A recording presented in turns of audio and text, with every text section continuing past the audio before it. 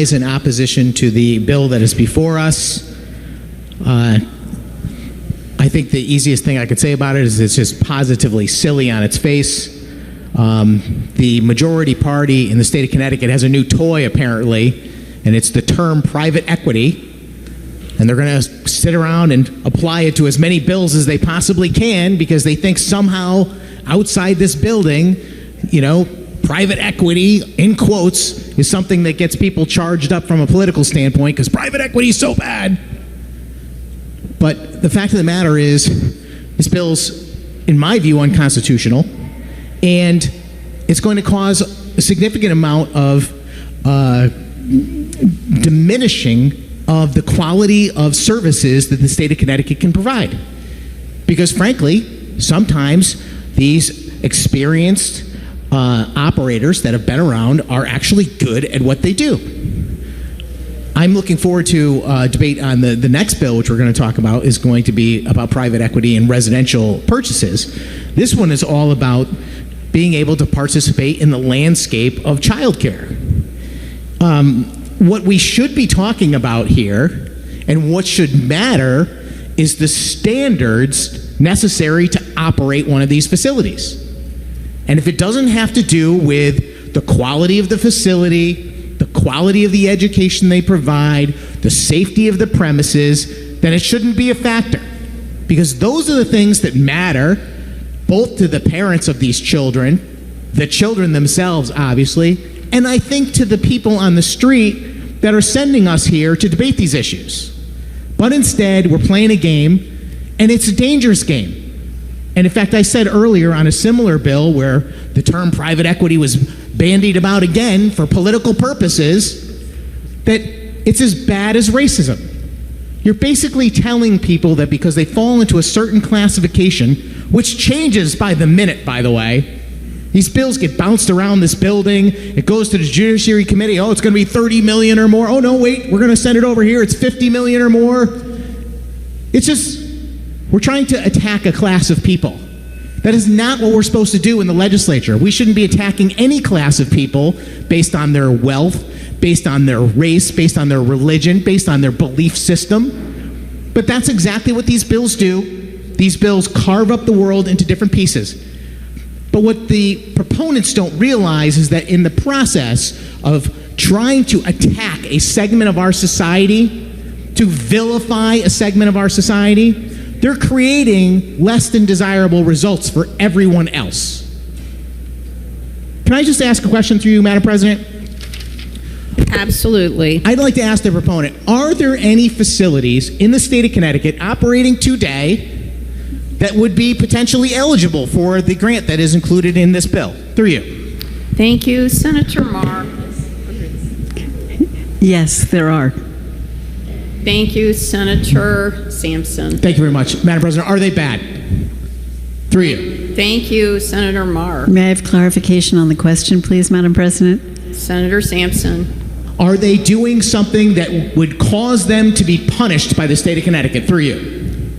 Thank you, Senator Marr.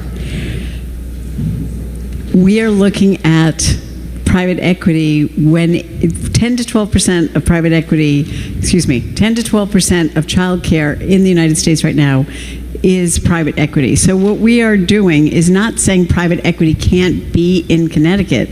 What we are saying is potentially private equity has a financial incentive. And that financial incentive, when they are not meeting their goals, can actually create a situation where they close. And we have seen that in the country. And in Connecticut, with the Early Childhood Endowment, which is a new, very important initiative, we want to make sure that we are building both from the ground up with small providers and still allowing private equity to be a provider as long as they are not at the front of the line. Thank you, Senator Sampson. Thank you very much. Madam President, I'm trying to think about how to respond and whether I should go down the gentlelady's rabbit hole or not, because I think that's a worthy endeavor as well. But I think I might save that until I'm done with my line of questioning, which is all about basically disagreeing with the premise that you're not causing a difficulty for a certain segment of investor, for lack of a better term, in one of these operations? Because you most certainly are. You said we're not trying to keep them out of the state of Connecticut, but you most certainly are. You're telling them that you're not interested in them participating, and therefore we're putting you at the end of the line, quote unquote, or the back of the line. You realize we can't do that, right? We have a Constitution that carries a very significant amount of weight about how much policy we can draft and what the rights of the state of Connecticut is to interfere with private commerce. We have an equal protection clause in our Constitution. And when you say that this particular group is not eligible for something for no other reason than you've put a target on their back, you have decided to besmirch their name by giving it a category in quotes, that is a direct violation of the Equal Protection Clause. It's also a violation of substantive due process. These folks are not giving the ability to defend themselves to suggest whether they're good or bad. The gentlelady just said, well, we've seen in other states where certain types of private equity companies have done this or that. Is there a guarantee, through you, Madam President, that any private equity company is going to engage in the nefarious activities that were suggested by the proponent? Through you. Thank you, Senator Marr. There is no guarantee. Thank you, Senator Sampson. Thank you very much, Madam President. Is there any guarantee that somebody who is not a private equity company wouldn't also have bad results or close an operation or fail to protect the kids or provide a bad education? Through you. Thank you, Senator Marr. We're not suggesting there are nefarious plans. Thank you, Senator Sampson. If there is no suggestion that there would be a less than desirable result with private equity, then why would we exclude private equity from eligibility? Through you. Thank you, Senator Marr.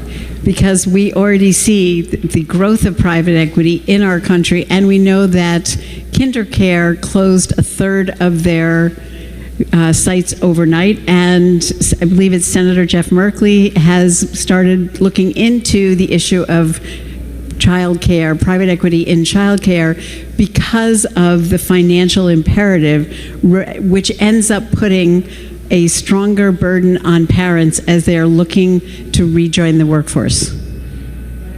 Thank you, Senator Marr. Senator Sampson, apologies. Thank you very much, Madam President. All right, so now we got to the crux of the situation, is that we have one example that occurred in the news media that now is going to be exploited as a mechanism to mischaracterize or to put everyone else of a similar background into this same category. That is no way to do things. Certainly no way to write legislation. We already heard an acknowledgement that just because you have the same financial depth that maybe KinderCare has, that you're not necessarily bad, or you're going to necessarily end up with the same results. And we also heard that if you're not in their boat, if you're a small operation starting from the ground up, as was described, that there's no guarantee that you're going to work out in any way different. So why would we create a policy that creates an equal protection violation, denies substantive due process, interferes with inter and intrastate commerce as well? These folks have deep pockets. And if I were them, I would sue. I would sue the state of Connecticut for interfering with their ability to operate businesses in the state of Connecticut. That's what I would do. Because these bills are unconstitutional. They're also immoral and unethical. And again, you know, it's not easy to get up here and suggest that somehow I'm defending private equity companies, like big operations with millions of dollars. But I'm not.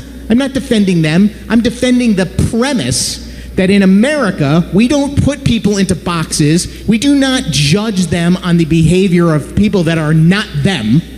We don't say because XYZ person did something bad that all people that look like them are bad. We do not do that in America. And we shouldn't do it here in this bill either. So I asked earlier whether or not there were any operations in the state of Connecticut operating today, right this minute, that would be eligible, that would fall under this category of private equity entity. Through you. Thank you. Senator Marr. Yes, there are many. That's correct. And then I asked if they are bad. And I believe the answer I got was no. So then why are we treating them differently? Through you. Thank you, Senator Marr. Because we do not know if their financial imperative of making money for the private equity is going to have an impact. It is potentially unstable. Thank you, Senator Sampson. Thank you very much, Madam President. I hope that people are listening. We just heard that the fact that people are in business with a quote-unquote financial imperative, which that's some fancy words, but I think it means they're there to make money, which is why most people go into business. You know what I would be more worried about? I would be worried about someone going into business not to make money. That's what I would be worried about. It only is logical for people to go into business to make money. And in fact, I would say that if we had two businesses side by side and we were worried about one of them being successful and one of them failing, I would suggest that the one that is actually interested in making a profit and being able to sustain itself has got a much better chance of survival. What we also heard is extremely telling, Madam President, because we are finding out what this is actually about, which is an assault on everything that our country is about. It's an assault on free market economics. It's an assault on capitalism. The financial imperative. I'm standing in the state of Connecticut in the United States of America, and I am being told by a colleague that the financial imperative is a negative. I can't even believe it, frankly. And with a straight face, and as if there's some sort of moral superiority on top of it. We live in the greatest country on earth because of the financial imperative. People who make money are not evil. People who make money invest that money, and that investment is what drives our economy and creates all the success that we have. I know it's really cool if you're a progressive college student to be like anti-capitalization, capital, and against corporations and everything else while you're walking in and out of Starbucks and buying Gucci bags. Those companies are making money. And they're providing products. And you know what? We get the use of those products. I don't need to give another lecture about the value of capitalism on this floor. Everybody's heard it before. But I really wish it would sink in. I really do. We get to live the luxurious life we have. We have the quality of health care we have. We have the quality of infrastructure, the quality of education. Everything that is around us is a direct result. The safety that we live and experience as American citizens is a direct result of our prosperity. And our prosperity comes from the financial imperative. And this bill wants to attack the financial imperative. That's what it's actually about, folks.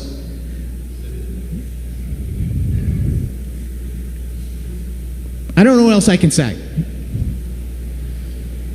I'm just going to leave it where I started, which is apparently the Connecticut Democrats think that it is in their political interest to capture the hearts and minds of people in Connecticut by using this term repeatedly. Well, I'm standing up to private equity. You're not standing up to anything except for flying in the face of what creates wealth, what gives people opportunity, what creates jobs. That's what you're doing. You're standing in the way of progress, treating people unfairly, suggesting that because KinderCare over here did something, somehow because we connect you to KinderCare based on the amount of wealth you have, you are also bad. That's wrong. It's morally wrong. There are people investing in these types of institutions because they care. And yeah, some of those are little mom and pop operations, and some of those are big corporations. But there's no distinction to say that all mom and pops are good and all corporations are bad. That's as bad as attacking someone on race, religion, the color of their eyes, or their shoe size. It's ignorant, frankly. It's a superficial characteristic. And if you want to attack people on the financial imperative, that shows extreme lack of understanding of economics. And that's what this bill is, frankly, an extreme lack of understanding of economics, because you know what's going to happen is you're going to have fewer capable entities investing in these products and these entities, these early childhood education operations. That's what we need. We need more people investing. We don't need to be scaring them away. We need more money in the system so that we can provide more products and benefits to our citizens. And we also want to do it with private money so that taxpayers do not have to foot the bill. So if you're new to a conversation like this and you're watching this for the first time and you're interested because it's a debate about private equity and whether it's good or bad, I really, really hope you're letting that sink in.